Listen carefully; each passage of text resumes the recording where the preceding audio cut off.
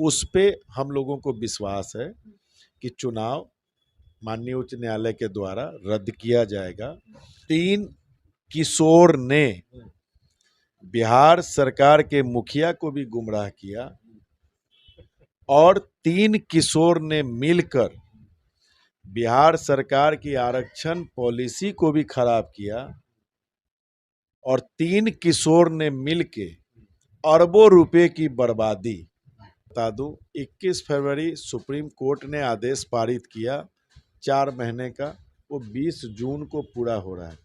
आप 20 जून के पहले जितना टाइम लेना हो, तबीयत खराब करनी हो, एब्सेंट मारना हो, कर लीजिए, लेकिन माननीय उच्च न्यायालय इंसाफ देगी, हम लोगों को पूर्ण विश्वास है।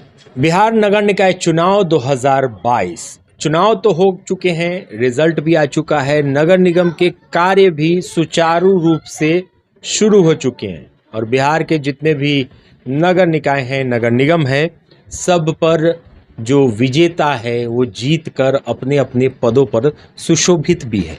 लेकिन बिहार में जो 2022 में नगर निकाय चुनाव हुए उस पर अभी भी एक सवाल बरकरार है और कहते हैं कि तलवार अभी भी उस पूरे चुनाव पर लटकी हुई है। डेडिकेटेड कमीशन, अति पिछड़ा वर्ग के राजनीतिक पिछड़ेपन के लिए जिस आयोग का गठन किया गया था और उस आयोग की रिपोर्ट पर बिहार सरकार ने अति पिछड़ा वर्ग में जो आरक्षण दिया था उस पर सवाल उठा और उस आयोग को ही गलत करार देने की बात हुई और उस मामले को अब पटना हाईकोर्ट में रखा गया है। पटना हाईकोर्ट इस मुद्दे को देख रहा है। नमस्कार, स्वागत है आपका बिहार लाइव नाउ में। मैं मुकेश चौरसिया। आज इसी मुद्दे पर हम सीधे सीधे बात करेंगे। पहली तारीख हुई, पहली सुनवाई हुई और पहली सुनवाई में बहुत कुछ सामने निकल कर आया है। संजय केजरीवाल है हमारे साथ, वार्ड नंबर 20 मुजफ्फरपुर के वार्ड पार्षद हैं, साथ ही साथ जाने माने सामाजिक कार्यकर्ता हैं। इनसे बात करेंगे। तो पहली सुनवाई हुई, पहली सुनवाई में क्या हुआ? आप शुरू से आपको देखा गया कि आप इस मामले में आपने रुचि रखा है, तो अभी जो सुनवाई हुई है 25 तारीख को, उसमें क्या निकल कर सामने आया? सबसे पहले तो मुकेश जी, आपके चैनल बिहार लाइव नाउ और आपको और आपके दर्शकों को ढेर सारी बधाई, शुभकामनाएं, नमस्कार। यह केस किसी व्यक्ति, किसी जाति, किसी समुदाय के खिलाफ नहीं, यह केस गलत सिस्टम के खिलाफ। माननीय सर्वोच्च न्यायालय के द्वारा 21 फरवरी को माननीय उच्च न्यायालय पटना में केस को 4 महीने समय की गाइडलाइन के साथ 9 बिंदुओं पे 9 बिंदु माननीय सर्वोच्च न्यायालय ने अपने आदेश में इंगित किए। उस पे उच्च न्यायालय को यह निर्देश दिया, आप इस पे सुनवाई करके 4 महीने के अंदर आप अपना निर्णय सुनावें।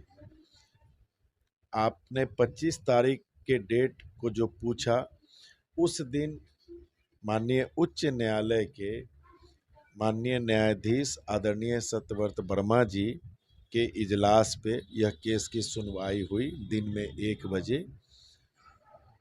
हमारे जो याचिकाकर्ता हैं हम लोगों के तरफ से सुनील यादव जी, हम लोगों के जो वकील हैं आदरणीय राहुल श्याम भंडारी जी, जो दिल्ली सुप्रीम कोर्ट के लॉयर हैं, हम लोगों का सुप्रीम कोर्ट में भी केस वही देखते हैं, तो वो पटना खुद आए थे उस केस के जिरह में अपनी भागीदारी सुनिश्चित करने के लिए।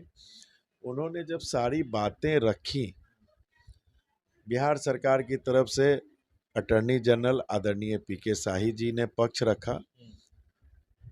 भरबल शब्द को ध्यान रखा जाएगा।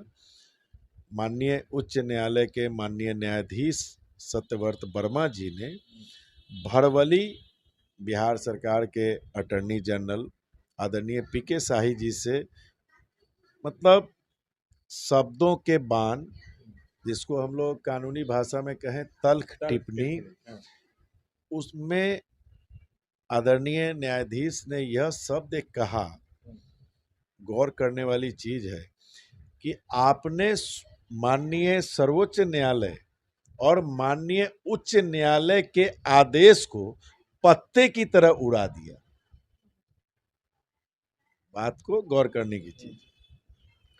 तत्पश्चात बिहार सरकार के विद्वान अधिवक्ता महोदय के द्वारा कहा गया कि हुजूर, हमने जो कमीशन बनाया वो 2006 में बना और पहले से ही वो कार्य कर रहा था और उसने जो है कार्य को अंजाम दिया। तो पुनः माननीय न्यायाधीश महोदय ने कहा कि वो तो नौकरी में आरक्षण और शिक्षण संस्थान में एडमिशन के लिए वो आपका आयोग है, डेडिकेटेड कमीशन कहाँ। ये तो माननीय सर्वोच्च न्यायालय का आदेश है कि समर्पित आयोग डेडिकेटेड कमीशन का गठन करना है और उसका मूल कार्य होगा राजनीतिक पिछड़ापन, और वो भी प्रत्येक क्षेत्र वाइज। और उसके बाद माननीय न्यायाधीश ने हमारे विद्वान अधिवक्ता से कहा कि आप सारे डॉक्यूमेंट्स जमा करा दें और मुझे 5-6 दिन लगेंगे इसका अध्ययन करने में। और बिहार सरकार के विद्वान अधिवक्ता महोदय को उन्होंने कहा कि 1 तारीख को 12:30 बजे, 1 मई दिन में 12:30 बजे, चूंकि ये भर्बल टिप्पणियां थी इसलिए ऑर्डर में इन टिप्पणियों की कोई जगह नहीं है, और 1 मई को सुनवाई होगी। मैं समझता हूं कि जिस प्रकार कई लोगों के अंदर मुकेश जी एक मतांतर यह है कि नीतीश सरकार ने गलत किया। मैं आपको कुछ चीजें बताना चाहता हूं। सरकार का मुखिया हर पहलू को नहीं देखता है, पदाधिकारी इस चीज को सरकार के मुखिया को बताते हैं और सरकार का मुखिया पदाधिकारी पे विश्वास करता है। तत्कालीन पदाधिकारी जो थे और तत्कालीन अटॉर्नी जनरल थे और तत्कालीन नगर विकास मंत्री, मैं आपको एक बहुत प्यारी सी बात पर्दे में कहूंगा, तो 3 किशोर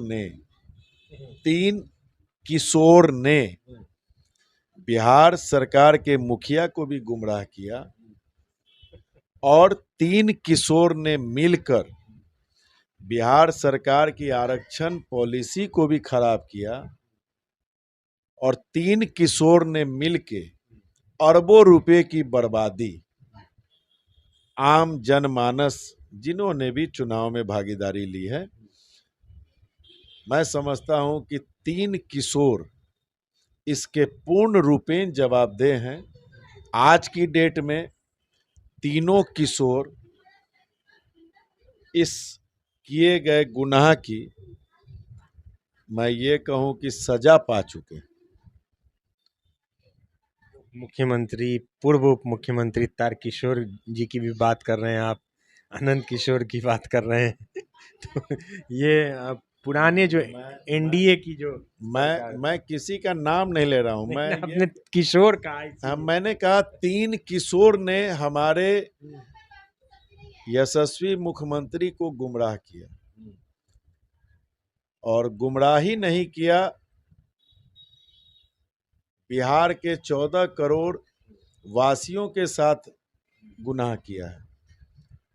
इन तीनों किशोर की जगह मैं नहीं समझता हूं कि किसी बिहारवासी के दिल में होगी। इन लोगों ने जघन्य अपराध किया है। चलिए, तो आप उस 25 तारीख को आप कोर्ट रूम में ही थे, आप मौजूद थे। देखिए, प्रत्यक्ष दर्शी कह लें, आप एक तरह से इनको गवाह कह सकते हैं, जो आपकी आंखों के सामने सारी चीजें हुई जो आपने कहा बर्बली। हालांकि हमने भी आपको पहले बताया कि लतार लगाई हाईकोर्ट ने बिहार सरकार और राज्य निर्वाचन आयोग को कि भाई आपने तो पत्ते की तरफ बात को उड़ा दिया, हमारे जो गाइडलाइंस थे सुप्रीम कोर्ट के, पटना हाई कोर्ट के, उसको भी आपने नहीं समझा। पहली बार कहते हैं कि जब प्यार की शुरुआत होती है या किसी रिश्ते की शुरुआत होती है तो उसमें अगर मोहब्बत हो तो जीवन भर मोहब्बत चलता है, लेकिन पहली बार अगर नफरत और थोड़ी सी आक्रोश और गुस्सा हो तो आगे का रास्ता भी अच्छा नहीं होता। रुख उसी से हम लोग अख्तियार करते हैं और कुछ विश्लेषण करते हैं। ये जो पहली तारीख हुई और पहली तारीख में तल्ख टिप्पणी आती है हाईकोर्ट की तरफ से, चाहे वो वर्बली हो या लिखित हो, आगे क्या लग रहा है आपको जो 1 मई को अगली तारीख दी गई है? क्योंकि अब समय बचा नहीं, महज मुझे लगता है कि 2 महीने और हैं 4 महीने पूरे होने में, इसीलिए जल्दी जल्दी तारीख दी जा रही है 1 मई को, तारीख जो आने वाली है। अब आपको क्या लग रहा है? आपने राहुल श्याम भंडारी जी से भी बात की होगी, आपकी बात सुनील जी से भी हमेशा होती है, कोर्ट का भी रुख आपने देख लिया, तो आगे आपको क्या लगता है कि 1 मई को क्या हो सकता है? देखिए, मतलब आपके प्रश्न पे थोड़ा सा पीछे जाना होगा। एक्चुअल में बिहार सरकार ने माननीय उच्च न्यायालय के 4 अक्टूबर को दिए गए निर्णय पर आपको जानकारी पुनः देनी होगी कि 4 अक्टूबर का निर्णय क्या था। तो 4 अक्टूबर का निर्णय ये था कि माननीय सर्वोच्च न्यायालय के गाइडलाइन के अनुसार आप एक्सट्रीमली बैकवर्ड डेडिकेटेड कमीशन का गठन करें, ट्रिपल टेस्ट का संधारण करें तो चुनाव कराएं, अन्यथा सामान्य पे चुनाव कराएं। उसके बाद बिहार सरकार 19 अक्टूबर को पुनः विचार याचिका दायर करती है, दिन के 11 बजे। शाम 3-4 बजते बजते पुनः विचार याचिका वापस ले लेती है। और उस समय के तत्कालीन अटॉर्नी जनरल आदरणीय विद्वान ललित किशोर जी के द्वारा और उस समय के तत्कालीन नगर विकास विभाग के प्रधान सचिव आदरणीय आनंद किशोर जी के द्वारा यह कहा जाता है कि हम डेडिकेटेड कमीशन बना लिए हैं और हम जो है चुनाव हुजूर का जो गाइडलाइन है उस आधार पे करेंगे। अब डेडिकेटेड कमीशन सुप्रीम कोर्ट के द्वारा जो कहा जाता है बनाने के लिए, उसका भी एक मापदंड है। मापदंड क्या है? रिटायर्ड आईएएस अफसर, रिटायर्ड आपके जज, रिटायर्ड आपके जनसंख्या विभाग से रिलेटेड सीनियर पदाधिकारी जो डायरेक्टर लेवल के होते हैं, वैसे व्यक्ति इस आयोग के सदस्य होंगे। आम सिविलियन से उनको मतलब नहीं होगा, राजनीतिक दल के वो कार्यकर्ता नहीं हो सकते हैं। और तब जाके उस आयोग को सर्वे करके अपनी रिपोर्ट राज्य सरकार को देनी है, राज्य सरकार चुनाव आयोग को देंगे, चुनाव आयोग जो है फिर मतलब माननीय उच्च न्यायालय में प्रस्तुत करेगा, तब माननीय उच्च न्यायालय उस पे आदेश जारी करेंगे कि आपकी रिपोर्ट सही है, आपका आयोग के द्वारा किया गया कृत्य सही है, आप चुनाव करा सकते हैं। जैसा कि अभी उत्तर प्रदेश में ये सारी प्रक्रिया जो मैं बता रहा हूँ, ये उत्तर प्रदेश में संपन्न हुई। हम लोगों से दुगुना बड़ा राज्य है, हमारा 40 लोकसभा है, वो 80 लोकसभा है, ये समझने की जरूरत है। अब 19 अक्टूबर को इन्होंने जो डेडिकेटेड कमीशन तथा कथित डेडिकेटेड कमीशन बनाया, उसमें 5 राजनीतिक कार्यकर्ता को बना दिया।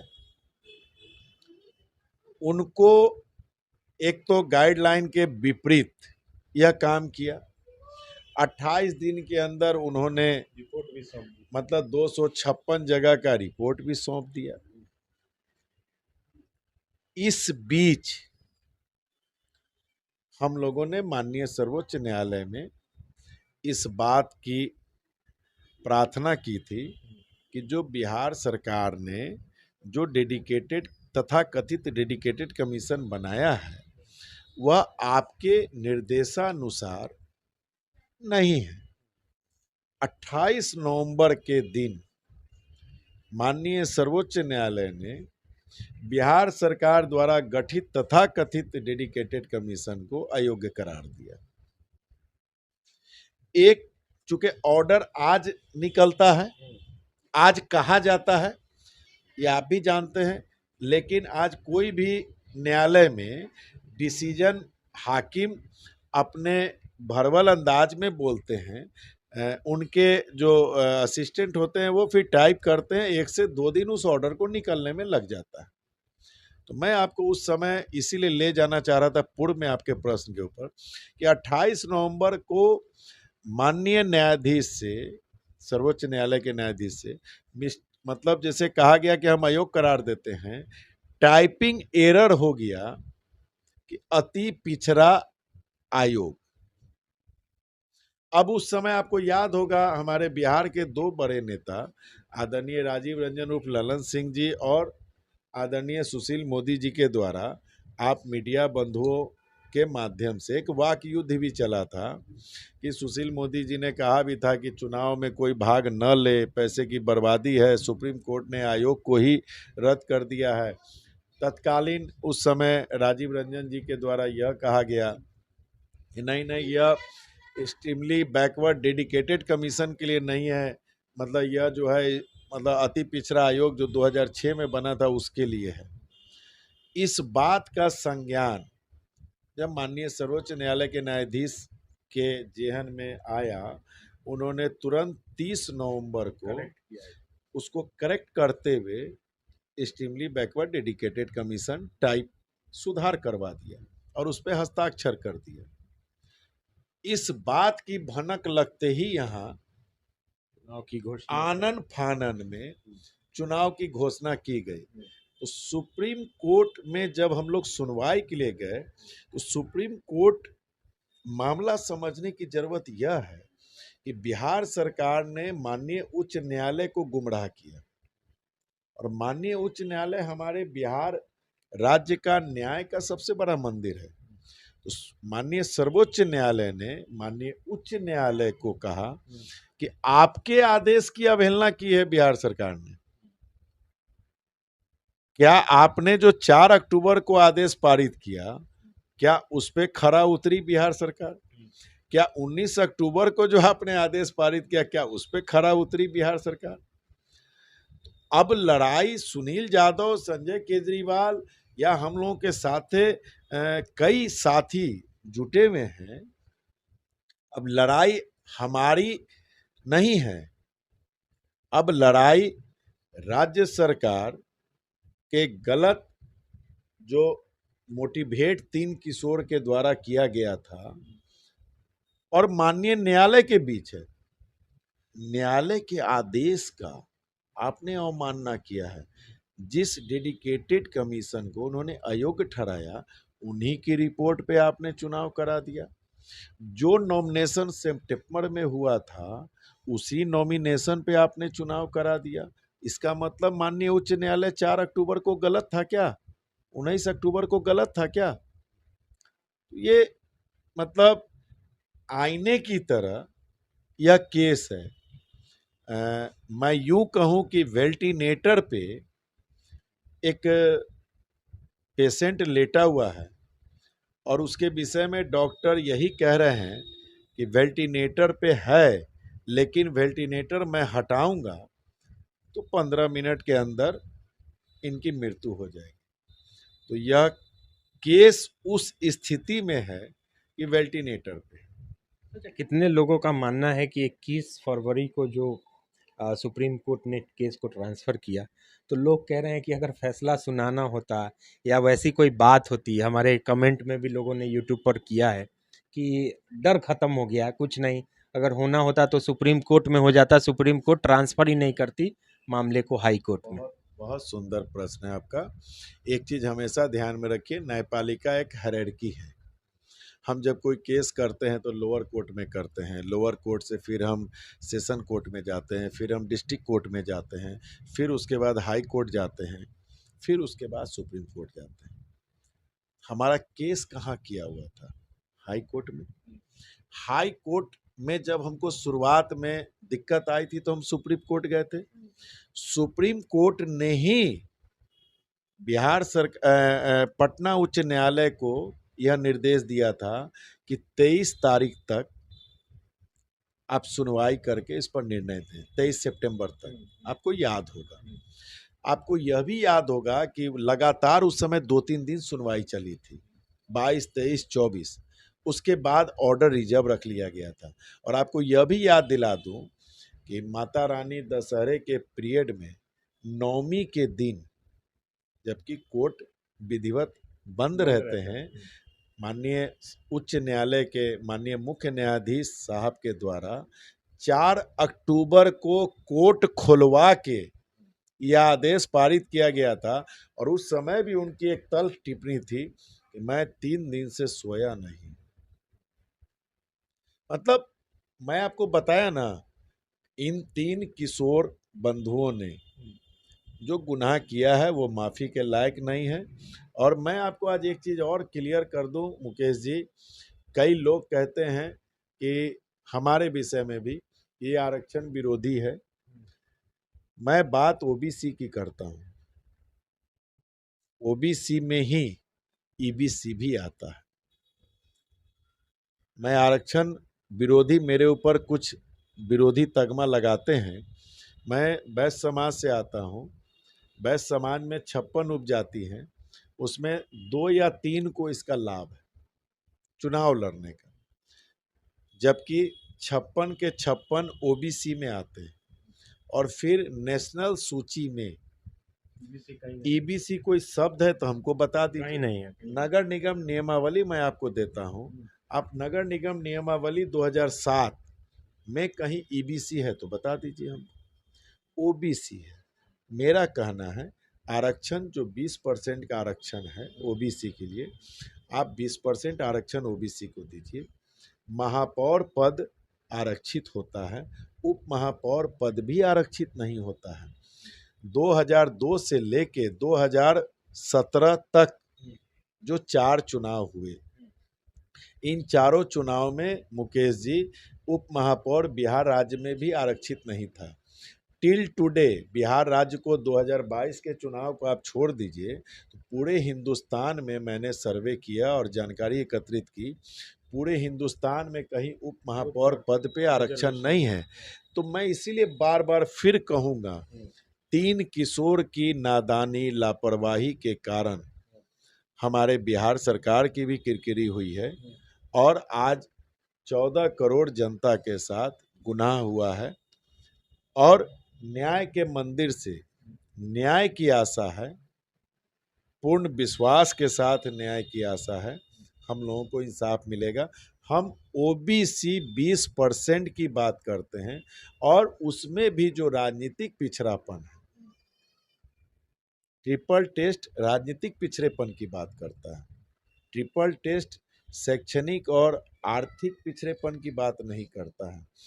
सुप्रीम कोर्ट ने बड़ी सोच समझ के डेडिकेटेड कमीशन गठन करना और उसका आधार ट्रिपल टेस्ट, कि जिस ओबीसी जाति में राजनीतिक पिछड़ापन है, जिनके कोई व्यक्ति कभी पार्षद नहीं बने, महापौर नहीं बने, उप महापौर नहीं बने, विधायक नहीं बने, सांसद नहीं बने, उनको आरक्षण दिया जाए। ये तो बड़ी अच्छी बात है कि समाज के अंतिम उस पायदान के व्यक्ति को आरक्षण के लाभ के तहत जन सेवा करने का मौका मिलेगा। जो अभी पैसे की धमा चौकड़ी के बीच वो तबका जो चुनाव नहीं लड़ पाता है, उसको मौका मिलेगा। तो मैंने आपको जितनी बातें बताई, मैं समझता हूं कि कहीं जगह ही नहीं है किसी मुगालते में रहने की। यकीन मानिए 1 मई को हो सकता है जिरह हो, 1 हफ्ता और बढ़ जाए, लेकिन वही है, वेंटिलेटर पे यह केस है। अच्छा, जल्दी जल्दी से अब ये बात करेंगे कि अगर कोर्ट ये कह देती है, क्योंकि मामला तो ये है कि डेडिकेटेड कमीशन को लेकर है, कोर्ट का अगर फैसला निगेटिव आता है तो कोर्ट कहेगी कि हाँ ठीक है, हम नहीं मानते हैं कि ये डेडिकेटेड कमीशन है, उसके बाद क्या होगा? नहीं तो आप सुप्रीम कोर्ट ने, आदरणीय सुप्रीम कोर्ट ने तो 28 नवंबर को आदेश ही दे दिया ना वो तो कह दिया। कि डेडिकेटेड कमीशन आपका है ही नहीं। ये प्रश्न तो वहीं पे खत्म हो जाता है आपका। नहीं तो फिर पटना हाई कोर्ट को भी वही करना है। पटना हाई कोर्ट को फैसला सुनाना है, तो पटना हाई कोर्ट भी तो यही कहेगी कि ठीक है डेडिकेटेड कमीशन नहीं है, तो आप लोग जो पिटिशनर हैं उनकी जीत हो जाएगी, बिहार सरकार की हार हो जाएगी, चुनाव आयोग की हार होगी एक तरह से। फिर होगा क्या? न पिटिशनर की जीत होगी, न बिहार सरकार की हार होगी। यह जीत ओबीसी 20% की होगी, जिसमें हमारे माननीय यशस्वी मुख्यमंत्री भी आते हैं और माननीय उप मुख्यमंत्री भी आते हैं। यह तमाम बिहार वासियों की जीत है। 2005 के पहले का जो ओबीसी था, उस ओबीसी की जीत होगी। नहीं तो होगा क्या इसके बाद? क्या चुनाव रद्द हो जाएगा? ऑटोमेटिक। जो चीज मतलब गलत हुआ है तो उसको तो सजा मिलनी है ना। आज मैं अगर कोई गलत करूंगा, कोई अपराध आईपीसी की धारा के वैसा दंडनीय मैंने कोई अपराध अगर किया है, मुझे तो सजा मिलनी है। चुनाव रद्द होना यह एक स्वाभाविक आदेश हम लोगों को आशा है कि माननीय उच्च न्यायालय द्वारा हम लोगों को इंसाफ मिलेगा। जो आरक्षित सीटें हैं उस पे हम लोगों को विश्वास है कि चुनाव माननीय उच्च न्यायालय के द्वारा रद्द किया जाएगा। और अगर बिहार सरकार यह शपथ पत्र के साथ, जैसा मुझे लगता है, मैं उतना बड़ा विद्वान नहीं हूँ, लेकिन मेरी भी भावना है कि बिहार सरकार इस बात का प्रे करे कि हम आपके निर्देशानुसार एक्सट्रीमली बैकवर्ड डेडिकेटेड कमीशन का गठन करके हम 2 महीना 3 महीना के अंदर हम चुनाव करा लेते हैं। हमारी भावना है 20% जो आरक्षण की पॉलिसी ओबीसी के लिए है, हमारे किसी भाई को, ओबीसी वाले को उसका लाभ मिले। उसमें भी जो राजनीतिक पिछड़ेपन है, संजय केजरीवाल की भावना नहीं है कि संजय केजरीवाल, मैं अपने लिए, मैं जीता हुआ पार्षद हूं, आप जानते हैं मुकेश जी, फिर भी मैं लड़ाई लड़ रहा हूं। सुनील यादव जी 5 टर्म से लगातार जीत रहे हैं, वो लड़ाई लड़ रहे हैं। कई लोग ये भी कहते हैं कि हारे हुए पार्षद ये लोग केस में इंटरेस्ट ले रहे हैं। ये केस क्या सुनील यादव को मेयर का चुनाव लड़ना है क्या? संजय केजरीवाल कोई मेयर के चुनाव लड़ने के लिए बात कर रहा है? ये चुनाव 20% ओबीसी, उस 20% में ईबीसी भी आते हैं। जब आरक्षण का लाभ मिलेगा, आप लड़िए ना भाई। आज कहीं पे सामान्य सीट होती है तो वहां क्या हमारे वाल्मीकि समाज के लोग नहीं लड़ सकते हैं, कि हमारे ओबीसी समाज के लोग नहीं लड़ सकते हैं, या अग्रे समाज के लोग नहीं लड़ सकते हैं, या महिला नहीं लड़ सकती है? सब कोई लड़ सकते हैं। तो जब ओबीसी के लिए आरक्षण होगा तो ओबीसी में जितनी जातियां आती हैं लड़े, सबके लिए लड़े, आप भी लड़िए। चलिए, तो देखिए पटना वार्ड नंबर 10 से सुनील यादव जी आते हैं और मुजफ्फरपुर वार्ड नंबर 20 से संजय केजरीवाल आते हैं। डबल का, और आप दोनों ने, और इन दोनों का नाम इस मुद्दे को लेकर काफी हाईलाइटेड रहता है, चाहे सुनील यादव हो या संजय केजरीवाल हो। इन्होंने भी पिटीशन फाइल किया था, और भी कई अन्य लोग हैं, जैसे सहरसा से श्री नारायण सिंह है, वो भी पिटिशनर हैं। तो मोतिहारी से भोला जी हैं, मोतिहारी से भोला जी हैं, निहाल साहब हैं, रंजीत जी रक्सौल से हैं, कई साथी हैं, महुआ के, सुगौली के, मतलब आरा मेयर साहब, हम लोग के तिवारी बाबा, सभी लोग, आप सबका केस कंबाइन कर दिया गया है। मतलब देखिए, आप जैसे पिछली बार हम लोग अलग अलग केस फाइल किए थे जब माननीय उच्च न्यायालय में, तो 13 पिटीशन दायर हुए थे और 32 आदमी उसमें इन्वॉल्व थे। लेकिन होता क्या है, उच्च न्यायालय या सर्वोच्च न्यायालय में किसी एक बिंदु पे अगर आप 100 पिटिशनर भी होंगे तो वो 100 एक जगह टैग हो जाता है। तो हम लोगों ने फिर यह विचार किया कि क्यों हम लोग अलग अलग जैसे बंट के इस लड़ाई को लड़े, हम लोग एक जगह सुनील यादव जी के नेतृत्व में हम लोग इस लड़ाई को लड़ रहे हैं। और न्याय के मंदिर से न्याय मिलता है। ये हिंदुस्तान की संस्कृति है कि आज तक हिंदुस्तान में यही देखा गया है कि न्याय के मंदिर में जब जाओ तो न्याय पाओ। तो हम न्याय पाने के लिए, और हम 20% की लड़ाई लड़ रहे हैं, हम ओबीसी की लड़ाई लड़ रहे हैं। ओबीसी में सभी लोग आते हैं। और मैं तो सबसे बढ़िया आपको मुकेश जी कहूँगा कि यूपी सरकार ने अक्षरशः बिहार के इसी गलतियों से सबक लेते हुए वो सारे काम किए हैं। आप कुछ डाटा और इकट्ठा करना हो तो आप कर लीजिएगा। कानपुर मेयर कभी आज तक सामान्य की ओर नहीं गया था।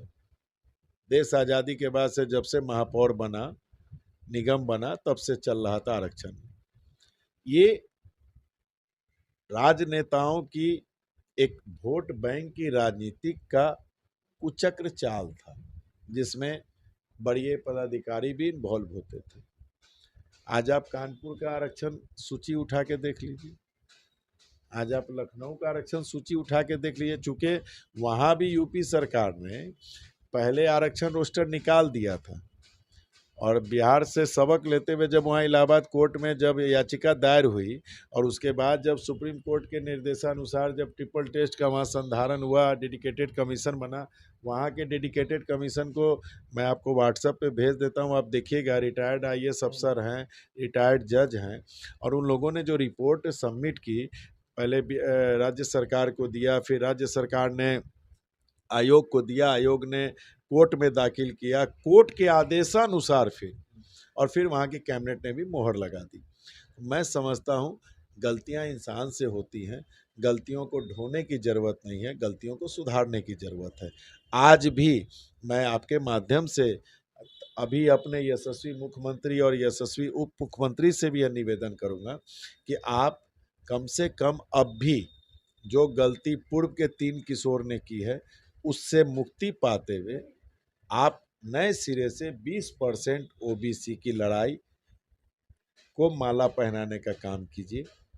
हम लोग सब आपके नेतृत्व में, आपके साथ हर कदम पे चलने को तैयार हैं। चलिए, तो देखिए, तलवार जो हम हमेशा कह रहे हैं लटकी हुई, कुछ लोगों को नुकसान तो होगा जो भी पद पर हैं। अगर चुनाव रद्द हो जाता है तो जितने भी अभी वर्तमान हैं वो न पूर्व के रहेंगे न वर्तमान के रहेंगे, वो एक सामान्य हो जाएंगे, सामान्य उम्मीदवार बन के रह जाएंगे अगर चुनाव रद्द होता है तो दुख की बात उनके लिए हो सकती है, डर लग सकता है। बहुत सारे लोगों ने कमेंट किया था कि 21 फरवरी को जो सुप्रीम कोर्ट ने हाई कोर्ट ट्रांसफ़र किया, उसके बाद हमारा डर ख़त्म हो गया। तो हम उनके लिए ख़ास तौर पर ये कह रहे हैं कि डरना लाजमी है, क्योंकि पहली सुनवाई में ऐसा हुआ। अब अगली सुनवाई 1 मई को है, उसके बाद फिर सुनवाई हो सकती है। हो सकता है कि जजेस के बेंचेस बदलें और 2 जज भी हो सकते हैं। एक उस दिन बात हुई थी जो मैं बताना भूल गया, माफ़ी के साथ। बिहार सरकार के अटॉर्नी जनरल आदरणीय विद्वान PK शाही जी ने कहा कि यह डबल बेंच का मामला है। तो हमारे विद्वान अधिवक्ता ने कहा कि हुजूर, हमें किसी प्रकार की आपत्ति नहीं है, हमें तो न्याय चाहिए। तो अभी सिंगल बेंच में हो सकता है बिहार सरकार के अधिवक्ता फिर उस दिन प्रे करें, लेकिन आपको एक गाइडलाइन बता दूं, 21 फरवरी सुप्रीम कोर्ट ने आदेश पारित किया 4 महीने का, वो 20 जून को पूरा हो रहा है। आप 20 जून के पहले जितना टाइम लेना हो, तबीयत खराब करनी हो, एब्सेंट मारना हो, कर लीजिए, लेकिन माननीय उच्च न्यायालय इंसाफ देगी, हम लोगों को पूर्ण विश्वास है। चलिए, तो इंसाफ देगी और न्यायालय पर लोगों को भरोसा होता है। खास तौर पर अगर हिंदुस्तान की न्यायिक व्यवस्था की बात करें, हिंदुस्तान के न्यायालयों पर बात करें, तो आम जनता को अभी भी न्यायालयों पर पूरा भरोसा है, उसके फैसले पर पूरा भरोसा है और लोग आखिरी फैसला मानते हैं। पटना हाई कोर्ट का क्या फैसला आएगा वो तो हम आपको दिखाएंगे ही, लेकिन अभी जो वर्तमान स्थिति है उसको अगर आप देखें और वर्तमान में जो लोग हैं जो नगर निगम की राजनीति कर रहे हैं, उनके लिए भी ये सामान्य समय तो नहीं है, डरने की बात ज़रूर है। आगे भी बने रहिए बिहार लाइव नाउ के साथ। इस खबर पर हम आगे भी आपको अपडेट देंगे। तब तक के लिए मुझे मुकेश चौरसिया को मेरे सहयोगी मुकेश ठाकुर के साथ दीजिए इजाजत। नमस्कार। इस शो के प्रायोजक है मां भवानी डेकोर प्राइवेट लिमिटेड, मतलब a complete floor solution, new 0 mile Dadar road Muzaffarpur. उस पे हम लोगों को विश्वास है कि चुनाव माननीय उच्च न्यायालय के द्वारा रद्द किया जाएगा। 3 किशोर ने बिहार सरकार के मुखिया को भी गुमराह किया और 3 किशोर ने मिलकर बिहार सरकार की आरक्षण पॉलिसी को भी खराब किया और 3 किशोर ने मिलके अरबों रुपए की बर्बादी। बता दूं, 21 फरवरी सुप्रीम कोर्ट ने आदेश पारित किया 4 महीने का, वो 20 जून को पूरा हो रहा है। आप 20 जून के पहले जितना टाइम लेना हो, तबीयत खराब करनी हो, एब्सेंट मारना हो, कर लीजिए, लेकिन माननीय उच्च न्यायालय इंसाफ देगी, हम लोगों को पूर्ण विश्वास है। बिहार नगर निकाय चुनाव 2022 चुनाव तो हो चुके हैं, रिजल्ट भी आ चुका है। नगर निगम के